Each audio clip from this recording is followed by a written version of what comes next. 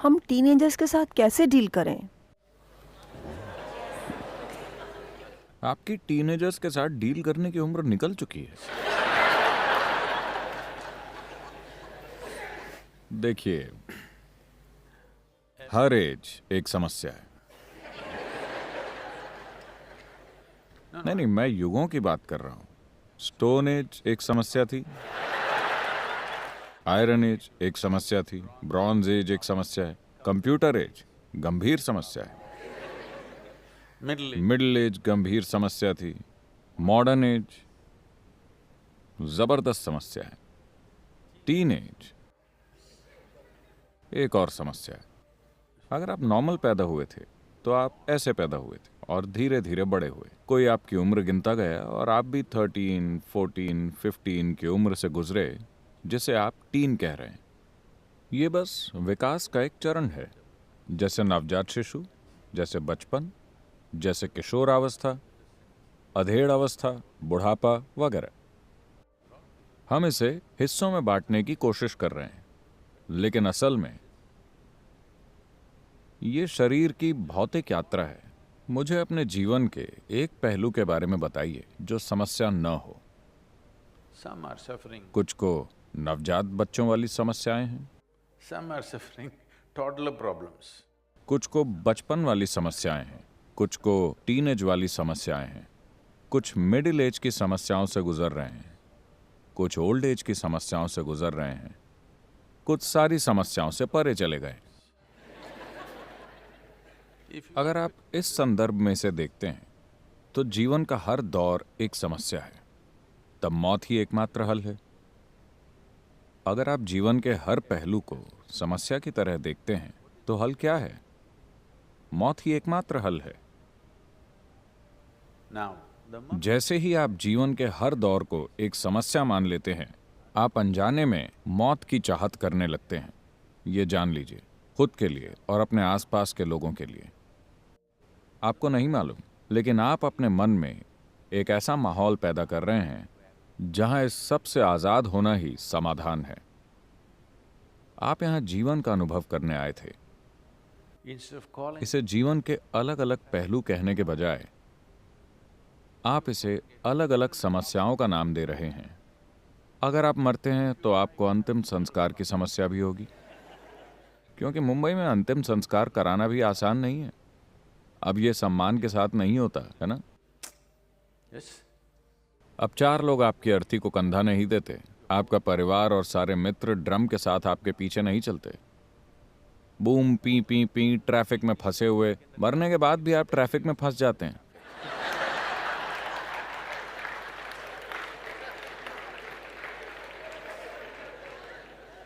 मैं चाहता हूं कि आप इसे समझें। आपके जीवन में कई तरह की परिस्थितियां होती हैं। वो बस परिस्थितियां हैं। उनमें से कुछ को आप संभालना जानते हैं, कुछ को संभालना अभी आपको सीखना है। आप जिसे संभालना नहीं जानते, आप उसे समस्या कहने लगते हैं।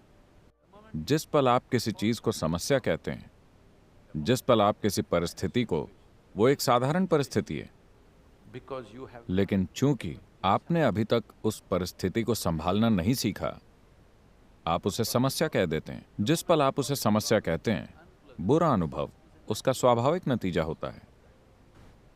आपके बच्चे बड़े हो रहे हैं, ये खुशी का पल होना चाहिए। हाँ, टीनेजर यानी वो तेजी से बड़े हो रहे हैं। हाँ, या दूसरे शब्दों में, बदकिस्मती से वो आपके जैसे बनना शुरू हो गए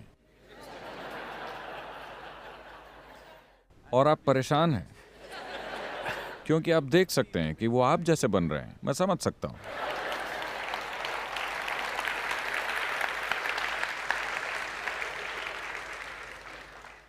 नहीं सद्गुरु, समस्या ये नहीं है, वो तो कुछ और ही बनने लगे हैं। अब तो वो मेरे बच्चों जैसे दिखते भी नहीं।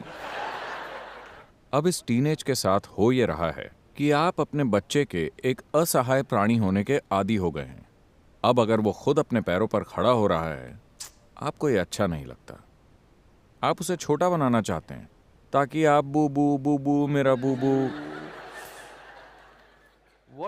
आपको खेलने के लिए एक खिलौना या एक गुड़िया चाहिए, या शायद एक कुत्ता। एक पति पत्नी आपस में ये तय नहीं कर पा रहे थे कि उनके घर में संतान होनी चाहिए या नहीं। पति पत्नी के बीच बहस ये थी कि पति बच्चे चाहता था और पत्नी का कहना था कि इसके बजाय हम कुत्ता पाल सकते हैं। क्योंकि वो खुद से तय नहीं कर पाए, वो एक मैरिज काउंसलर के पास गए। उन्होंने कहा, हम तय नहीं कर पा रहे हैं कि बच्चे पैदा करें या एक कुत्ता पाल लें, हमें क्या करना चाहिए। तो काउंसलर ने कहा, आपको बस ये तय करना है कि आप अपने कारपेट खराब करना चाहते हैं या अपनी जिंदगी।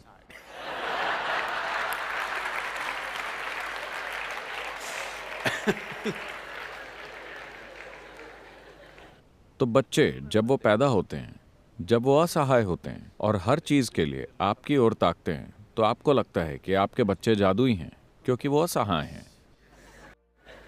अगर बच्चा पैदा होते ही आपके सामने खड़ा हो जाए और कहे, अरे कौन हो तुम,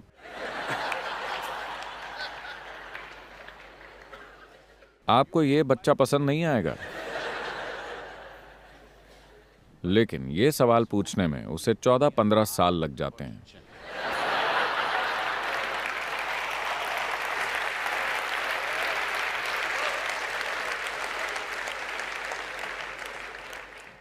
असल में एक टीनेजर बस इतना ही पूछ रहा है, आखिर तुम हो कौन। तो अगर आप आए हुए उस नए जीवन के लिए कुछ बनना चाहते हैं, तो आपकी खुद की तय सीमाएं नहीं होनी चाहिए। जैसे कि जब बच्चा छोटा था, जब वो रेंगता था, तो आप भी उसके साथ रेंगते थे। अब आपका टीनेजर झूमना चाहता है, तो आपको भी उसके साथ झूमना चाहिए। नहीं, आप अभी भी उसके साथ रेंगना चाहते हैं। वो इंटरेस्टेड नहीं है, वो आपसे पूछने लगा है। टीनेजर्स की नजरों में माता पिता बेतुके लगते हैं। क्या आपकी नजरों में आपके माता पिता बेतुके नहीं लगे? 12 के होने तक अगर आप खुद बूढ़े ना हो गए हो तो। अगर आप जवानी और जोश से भरपूर थे, तो आपको माता पिता बेतुके लगते थे, क्योंकि वो सोचते थे कि आप भी रेंग रहे हैं और आपके साथ चू चू मुमू पुपू करने की जरूरत है। हर दिन आपके भीतर जीवन बदल रहा है, क्योंकि आप तेजी से बड़े हो रहे हैं और आपके आसपास के मूर्ख ये बात नहीं समझ पा रहे हैं। वो चाहे जो भी हो।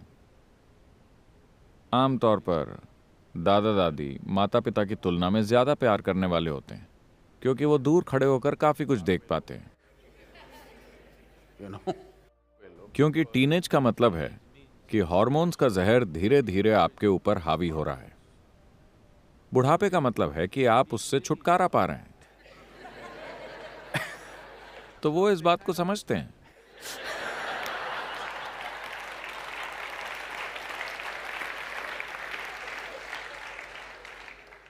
आप में से जो लोग बीच की उम्र में हैं, आपको कोई सुराग ही नहीं होता कि आप हैं कहां।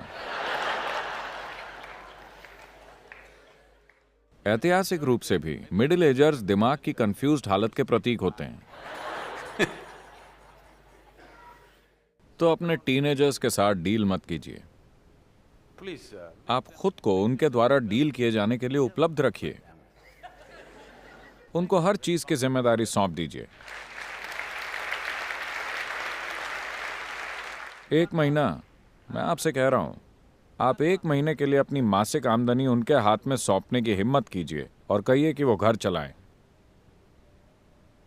उन्हें जिम्मेदारी दे दीजिए। आप देखेंगे कि उनमें नाटकीय बदलाव आ जाएगा। अगर आप अपने बच्चे के लिए वाकई कुछ करना चाहते हैं, तो उन्हें विस्तार पाने का मौका दीजिए, क्योंकि वो बस इतना ही करने की कोशिश कर रहे हैं। केवल उनका शरीर ही नहीं बढ़ रहा है, उनमें एक इंसान होने की संभावना भी विकसित हो रही है। आपको उन्हें विस्तार करने देना चाहिए। इसके बजाय आप ये कोशिश कर रहे हैं कि उन्हें कैसे सिकोड़ा जाए, तब आपको बहुत बड़ी समस्या होगी।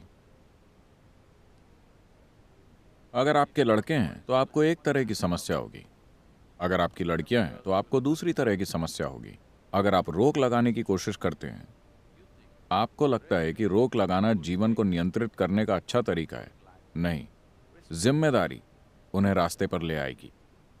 आप उन्हें अपना पैसा सौंप दीजिए और कहिए, इस महीने तुम छुट्टी पर हो, तुम इसे संभालो, तुम जैसा चाहो। आपको डर है कहीं उसने सारा पैसा उड़ा दिया तो क्या होगा।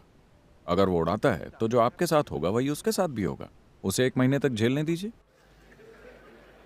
आप कुछ पैसा रिजर्व में रख सकते हैं, लेकिन वो जान जाएगा कि अगर वो सब कुछ उड़ा देता है तो सुबह नाश्ता नहीं बन पाएगा, और उसे ये झेलने दीजिए। दिक्कत क्या है? वो सीखेगा कि जिंदगी किस तरह चलती है।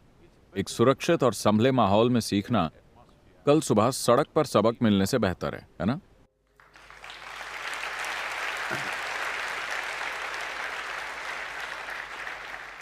और सबसे बढ़कर, सबसे पहले इस सोच को छोड़ दीजिए कि आपका बच्चा आपकी संपत्ति है।